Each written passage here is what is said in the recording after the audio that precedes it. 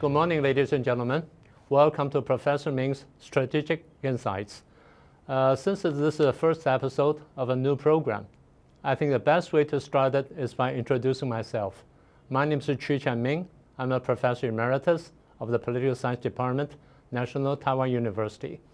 For the past 30-some years, I've been doing research and teaching courses in fields like Chinese politics, namely PRC politics, foreign policy of the PRC, and cross-Taiwan Strait relations, international relations. Over the years, I've been offering courses like political parties and party system and voting behavior, and foreign policy of the United States, foreign policy of the Soviet Union, and so on and so forth. I've been retired for several years. Now I'm starting a new program as my second job. Since this is a new program, I think I'll start with a very popular subject, which is the U.S.-PRC relations or U.S.-China relations. You don't have to be an expert to notice it. Just by glancing through the titles of the every night news and news report and everything, you'll notice that there's a high tension existing between China and the United States. You can see they have verbal exchanges, they attack and criticize each other, and there's a tariff war and a trade war and technological warfare and sanctions, etc., etc. In addition to all those things, you notice that they talk about things like decoupling or de-risking, and they also engage in diplomatic confrontation, diplomatic competition, military exercises, arms races, and building a coalition or even military coalitions against each other. So the public question or the most debated question today is, will they eventually go to war? I guess this is the question that concerns everybody in the world. I don't think I'm gonna get into that question yet. So what I'm going to talk about is a rather modest subject. What kind of relationship is there between the United States and China, or between the United States and the PRC?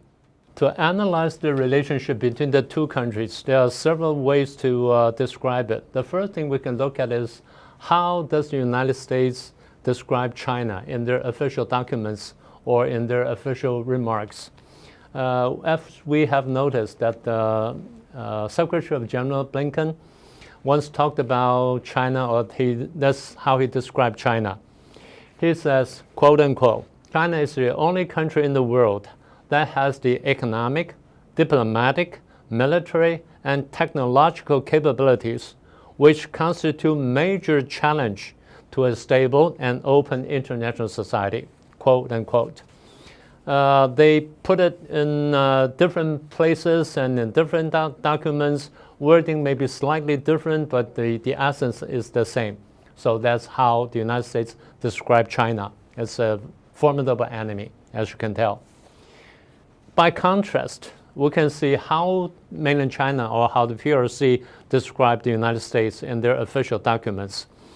There are several ways to do it. No, we have located many documents, but I guess the easiest one is one issued by the Foreign Ministry of the PRC.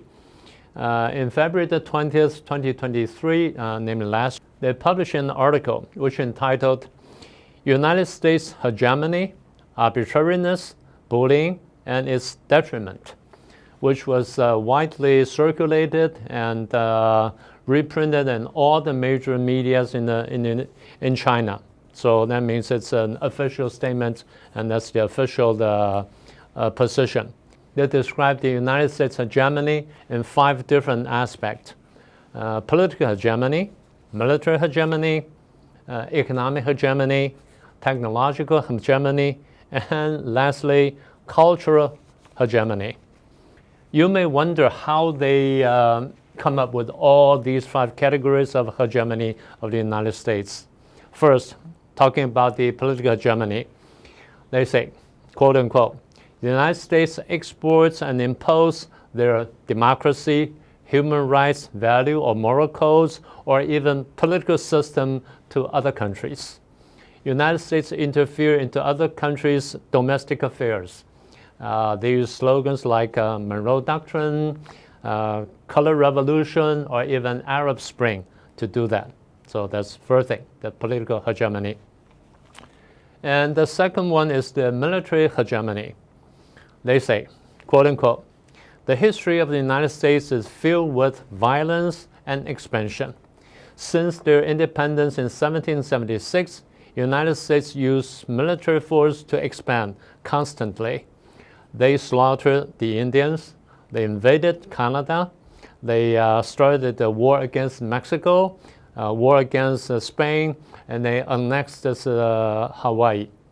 Ever since World War II, United States incited or started wars in Korea, Vietnam, the Gulf area, Kosovo, Afghanistan, Iraq, Libya, and Syria.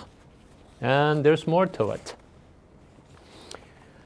Annually speaking, United States, or averagely speaking, United States spend $700 billion US dollars annually in its military expenditure. It takes up 40% of the world total expenditure, and which is surpassing the sum of number 2 to number 16, including China. Number 2 and number 16, and that's a lot of money. And currently, the United States has about 800 military bases all over the world. And the United States stationed more than 173,000 armies and soldiers in 159 countries. And that's what they call the military hegemony. Okay, so much for the military hegemony. Thirdly is the economic hegemony. They say after World War II, by establishing the Bretton Woods system, the IMF, World Bank, and the Marshall Plan, United States established an international monetary system with United States dollar, with US dollar as its core. Thereby, United States infiltrate, manipulate, exploit, and loot the economic benefits or economic fruits of all other countries in the world. In short, United States is a vampire, and that's the economic hegemony. And fourthly, technological hegemony. In the area of high technology, United States monopolize and suppress and block and contain the economic and technological development of all other countries in the world. And it's all done by the name of protection of intellectual property rights. In other words, the United States weaponize, politicize, and ideologize, let me coin a word, ideologize the so-called technological issues. And that's the technological hegemony. And lastly, the cultural hegemony. By producing numerous TVs and movies, books, all kinds of mass media productions, and books, pamphlets, and this and that, the United States insert its values and the way of life to create so-called a world cultural system with the United States culture as its core. So again, they said United States weaponize, politicize, and ideologize the cultural area. That's how the United States is described by the PRC and its official propaganda. It's just one way to look at the relationship between the two countries, namely how they look at each other officially. There are so many other ways to describe their relations, but eventually we have to come down to the one last question, namely how do we look at their relations in terms of international relations? If put it very simply, it's Cold War 2.0. By Cold War 2.0, that means we have to contrast it with a hot war. In the international relations, a hot war means we actually use military forces.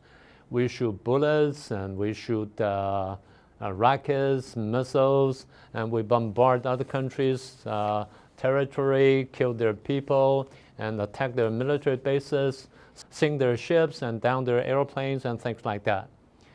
And what do we mean by Cold War then? That means without resorting to actual military forces, but we employ all other measures and ways and means to bring down our opponent. And that's what we mean by Cold War. Just think of what happened between the United States and Soviet Union for the past half a century. Then you understand what a Cold War means. So to fight a Cold War means we're afraid of a hot war. Why do we afraid of a hot war? Because, well, it's very costly for a major country or for a big country or what we call a major power to engage in a hot war, because it's very costly, no matter it's in terms of economy, finance, or even actual human lives. So people try to avoid hot war unless it's absolutely necessary. And the second reason for the major country or the major nations to avoid a hot war is because the emergence of nuclear capabilities or nuclear bombs. Nuclear bomb is so devastating because we don't know what would happen eventually if we actually go to a nuclear warfare. So that's really unimaginable. But anyway, that's basically how we look at the relationship between the United States and China currently. And one last thing or one last factor that condition their relationship is because of their economic interdependence. We're going to talk about this subject in detail in the future program. In summary, as we see it, no matter whether the United States or a PRC will admit it, we consider the relationship between the two countries is no more, no less Cold War 2.0. So we have covered a lot of material today. We're going to talk about other subjects and other related subjects in details in the following programs. And let's call it for a day. We'll see you next time. Thank you.